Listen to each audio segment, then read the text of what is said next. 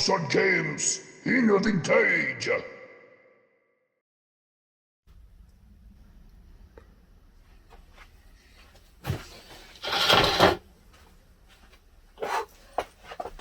Hello tout le monde, j'espère que vous allez bien. Nouvelle vidéo unboxing aujourd'hui. Vous voyez, il y a du contenu, il y a des trucs plus que sympas.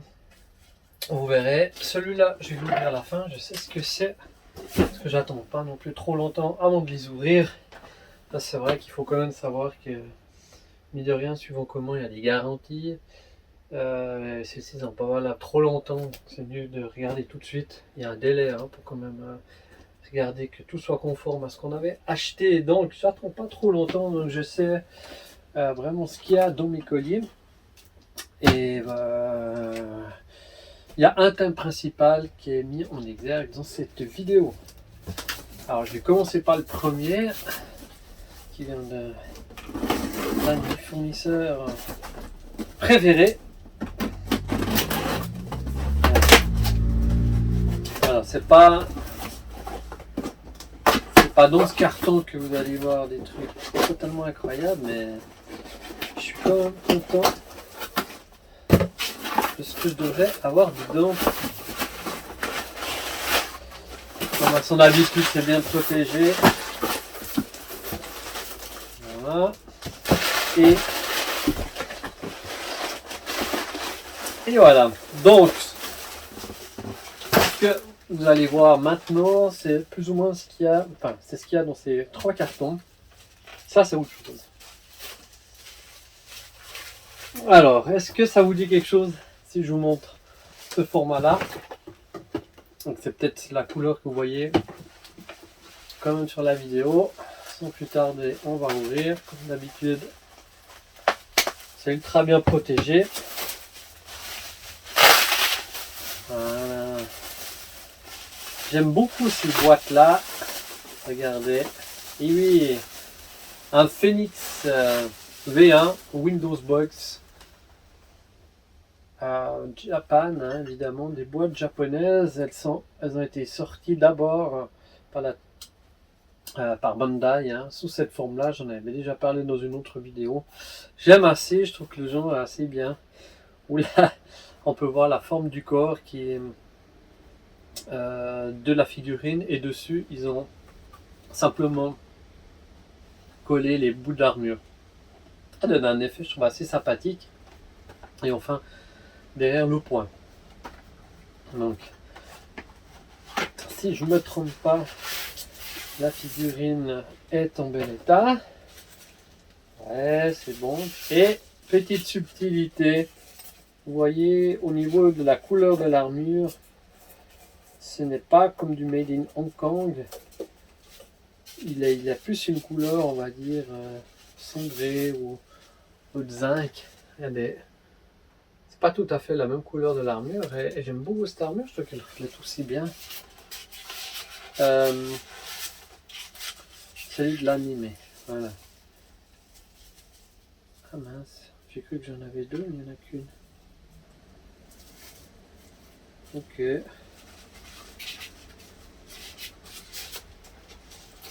Voilà.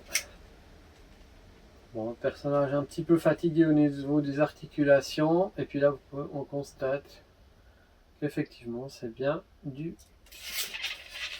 Made in Japan. Voilà pour cette figurine. Alors j'en avais déjà un des comme ça. Ça c'est plus pour la soirée qu'on va organiser. Enfin la journée, que dis-je, sur Saint Seiya justement.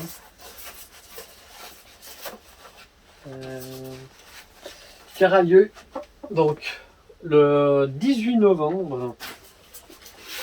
Donc à vos agendas, si vous êtes fan de Saint Seiya, vous allez certainement aimer notre événement. Enfin, j'espère, du moins, on fait tout pour que vous allez pouvoir l'apprécier. Là, vous voyez que là, j'en ai un autre de Phoenix.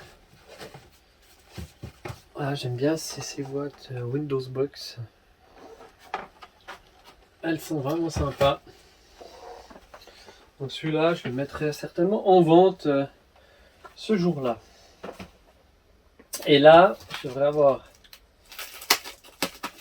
une figurine.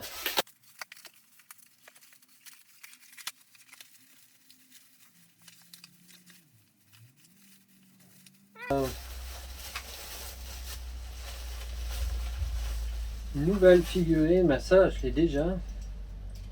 On va essayer de remettre l'armure pour vous la montrer.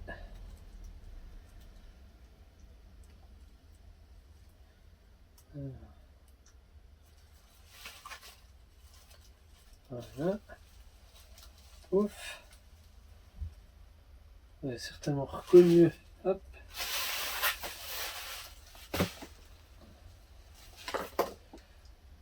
Voilà. Yoga. Belle armure. Alors là, si je dis pas de bêtises.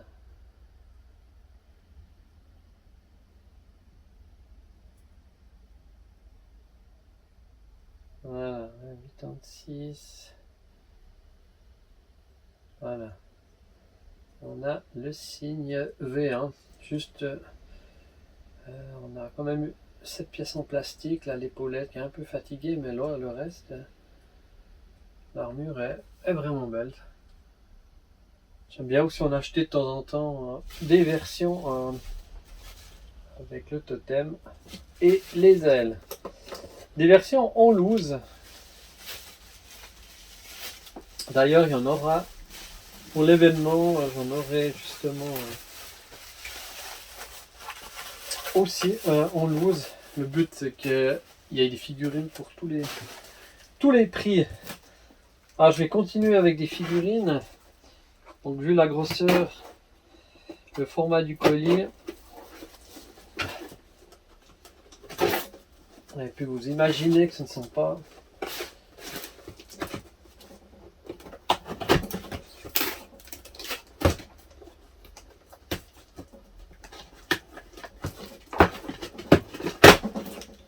voilà, ce ne sont pas donc des figurines en boîte évidemment, mais on a quand même du assez lourd. Je vais vous montrer ça. Commencer par celle-ci. Je sais pas si elles sont déjà mises sur l'armure ou bien pas. Je pense pas, non. Voilà.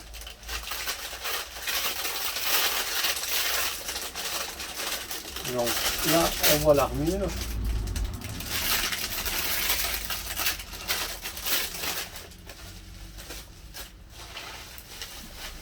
Et maintenant,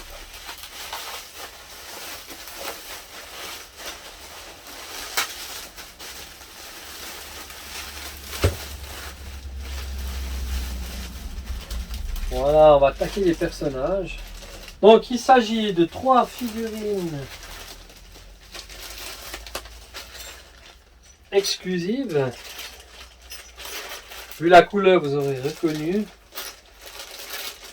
Peut-être. Là, j'ai Krishna de Chrysaor, Lomnad et puis Isaac de Kraken. Avec les totems respectifs qui sont, comme je vous ai montré avant. Donc, voilà. Là, je ne veux pas les monter ici, mais c'est vrai que c'est quand même sympa. Donc, c'est du Made in Japan. C'est pas les versions réédition, parce qu'on reconnaît aussi à la couleur. Non, non, puis c'est vraiment des belles armures au niveau de la couleur. Bien mieux que les versions réédition 2004 de Bandai. Et ici, on a donc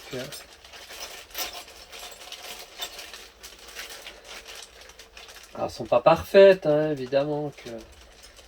On voit surtout au niveau du plastron que ça a quand même un tout petit peu vécu. Mais qu'est-ce qu'on n'aurait pas donné à l'époque pour avoir ces figurines exclusives? D'ailleurs, on ne savait même pas qu'elles étaient sorties. Donc, sur nos petits fascicules publicitaires, elles n'étaient pas. Donc, on ne se doutait pas qu'elles existaient. On jouait. Voilà. Donc, ça, c'est vraiment sympa. Donc, ce sera en vente pour notre événement. Et enfin là, je vous réserve vraiment du lourd pour ce dernier colis. Vous voyez qu'il n'a pas du tout été ouvert. Et j'espère qu'il sera à la hauteur de mes espérances. Parce que vraiment, on n'en reçoit pas souvent des figurines dans cet état. Vous allez mieux comprendre pourquoi dans un instant. Laissez-moi juste le temps de l'ouvrir.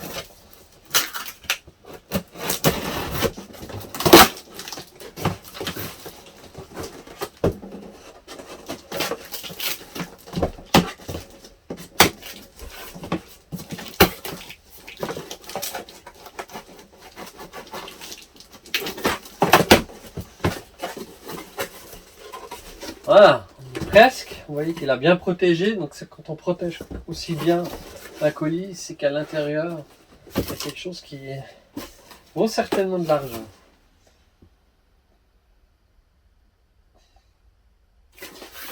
Allez, c'est parti. Voilà. Voilà. Et attention, regardez. Ta-ta-ta-ta.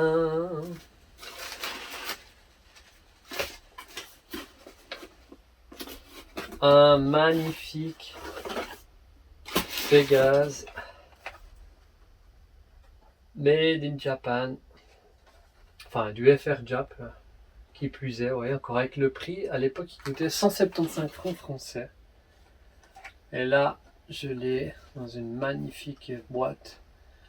Alors bien sûr vous me direz que voilà, il y a la languette un peu pliée derrière comme souvent, il n'y a plus l'opercule comme très souvent aussi, vu que dans les magasins ils les mettaient dans les rayons hein, et les exposaient comme ça, avec une barre qui traversait l'opercule. Et là,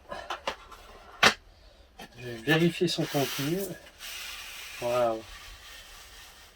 Ouais.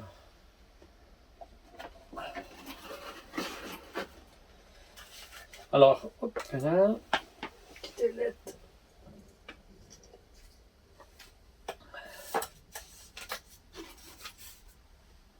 Regardez, pour ceux qui connaissent moins, peut-être pas super bien ce genre de boîte, on n'en a pas souvent des FR Jap, bah vous voyez qu'elles ont été faites sous le même format que celle qui a été fabriquée au Japon, donc avec le poli et au milieu, donc cette petite protection aussi, on s'agexe, d'accord, il n'y avait pas de blister en plastique pour ces premières versions. Donc quand elles sont arrivées en Europe, elles sont arrivées d'abord dans cette version là, fabriquée au Japon. Voilà, on va regarder. Voilà. Elles ont subi le voyage. Je remets vite, comme ça je compte en même temps les pièces. Donc effectivement, comme avait dit le vendeur, c'est qu'il est à l'état neuf. Alors c'est toujours difficile de savoir quand c'est du neuf, quand c'est des versions à faire Jap. En tout cas on ne peut pas savoir si elles sont scellées parce qu'ils ne les scellaient pas. Mais là, tout ce que je peux vous dire, c'est que les chromes sont dans un magnifique état. Toutes les couleurs, que ce soit le rouge, le pourtour en rouge, c'est bien présent. Il n'y a pas de pièces plastiques non plus qui auraient subi le jaunissement. C'est magnifique. Et regardez, ça, c'est superbe. Une grappe au niveau des petites ailes du casque. Il est grappé 4 sur 4. C'est génial. Les pieds sont superbes. On va faire un dernier check. C'est au niveau du personnage. Vous voyez qu'il est très rigide. On dirait qu'il a comme ça pas été joué. Et c'est bien du Japan. Parfait. À la bonne date. On le remet. Là il est vraiment splendide. Alors là, pour moi, ça c'est du lourd. Obtenir un FR Jap dans cet état, j'en ai déjà un comme ça. Je vais vous le montrer, je vais le remettre dans la boîte. Là, je suis vraiment extrêmement content. On range tranquillement. Alors c'est clair, on sait tout de suite qu'on s'est ouvert parce que évidemment quand on va le rouvrir, il y a un petit trace, un petit pli qui se fait au milieu, hein. C'est normal. Il faut éviter de trop souvent l'ouvrir. Alors là vous voyez, et là j'en ai un autre dans le même état. Bon, il est pas presque le même état parce qu'il n'est pas grappé, mais il est aussi splendide. Voilà. J'aime recevoir ce genre de figurines. Magnifique. Alors. Parfait.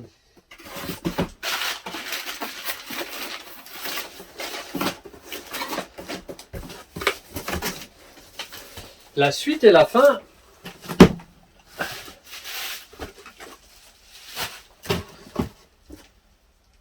Le dernier carton, mais cette fois ce ne sera pas du Saint Seiya, ce sera autre chose hein, qui n'a pas été non plus ouvert.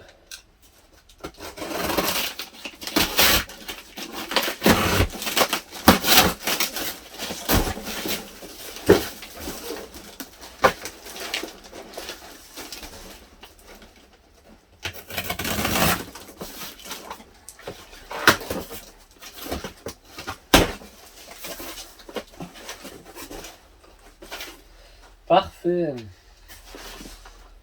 Alors, il y a aussi de belles choses pour ceux qui aiment cette licence. Ouais, joli, ça m'a l'air en bel état. Ouais, jolie boîte, je suis content. La Toon de Rock. Super. En version européenne, comme vous le voyez. Alors, vous voyez, il était aussi 175 francs 50, un peu comme la figurine de Pégase. Alors, on va l'ouvrir pour voir l'état.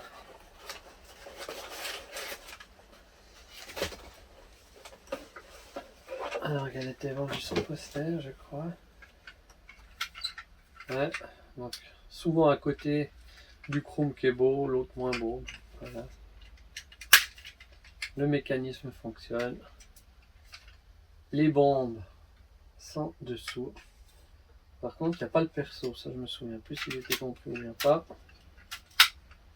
Je regarderai à nouveau l'annonce.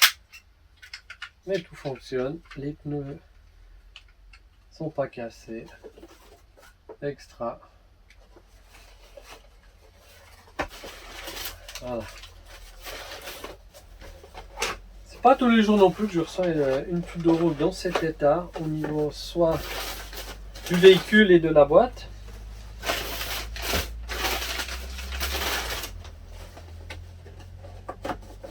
Donc non, vraiment, très content. Dommage qu'il n'y ait pas le poster et la notice avec. Et enfin, ça aussi. Voilà. Ah, il pèse son poids. Voilà, vu que c'est une boîte européenne que je mets dans un sens ou de l'autre, on verra la même chose. Mais la boîte est très très belle, je suis très content. Super.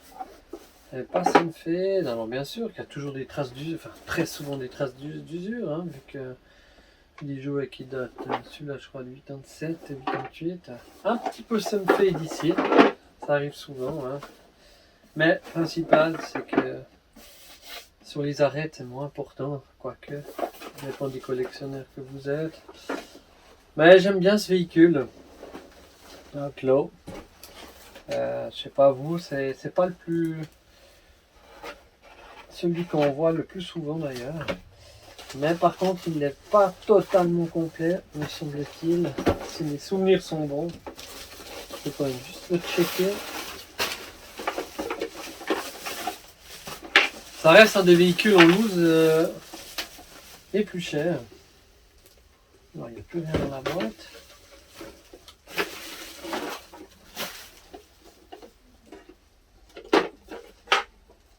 Voilà, donc voilà, il y a le canon, il y a un radar.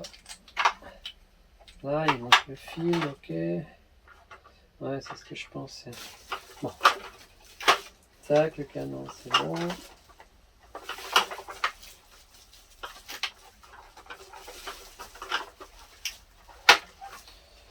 Voilà, il manque aussi le grappin. C'est ce qui me semblait, ce qui n'était pas totalement complet. Alors, évidemment, ça se trouve, hein, ces pièces. Mais c'est vrai que pour l'Outland, même les pièces elles sont pas toujours simples à trouver et en plus elles sont pas bon marché. Mais là, les chromes sont beaux. Ah ouais, il est sympa, c'est enclos. Je suis content.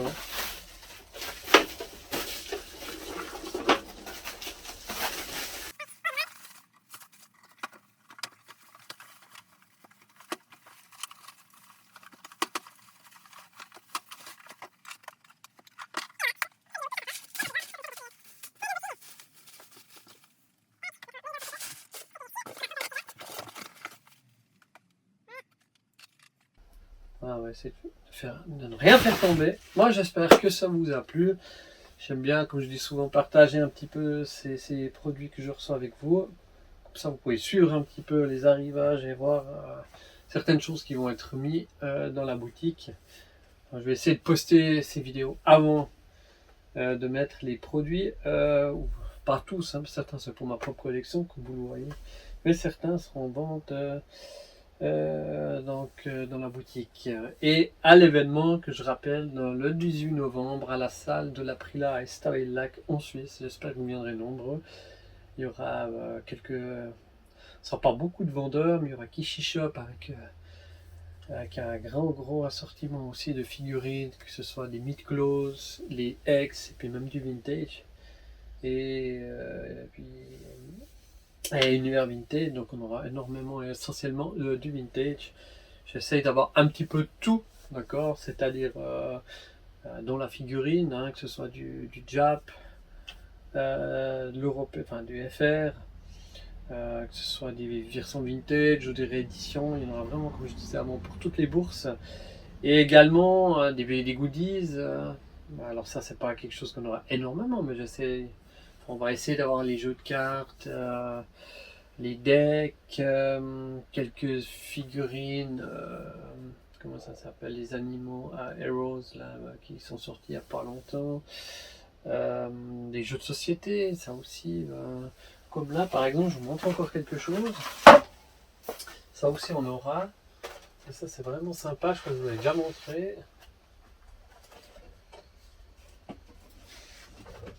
On aura des jeux de société comme celui-là.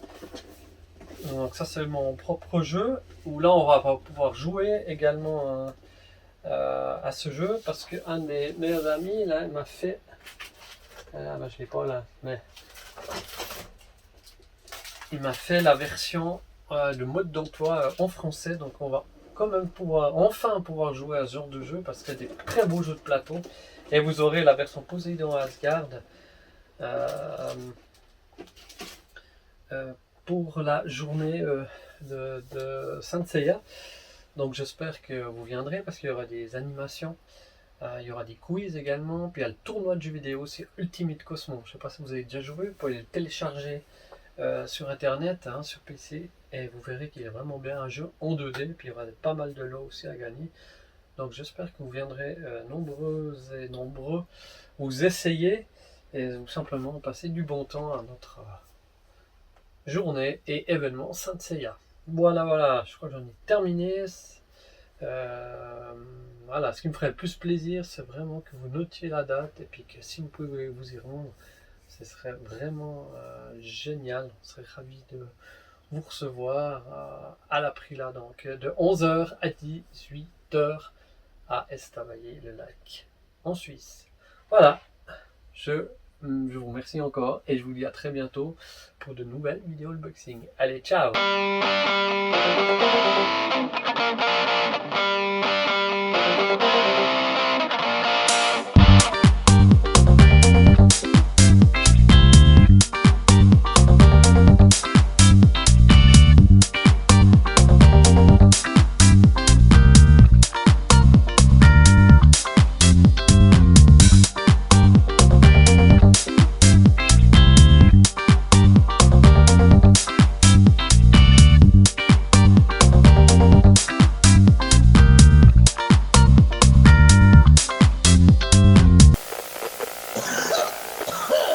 Transmutation par le pouvoir du crâne ancestral. Métamorphose. Je détiens la force toute puissante. Goldorak paré.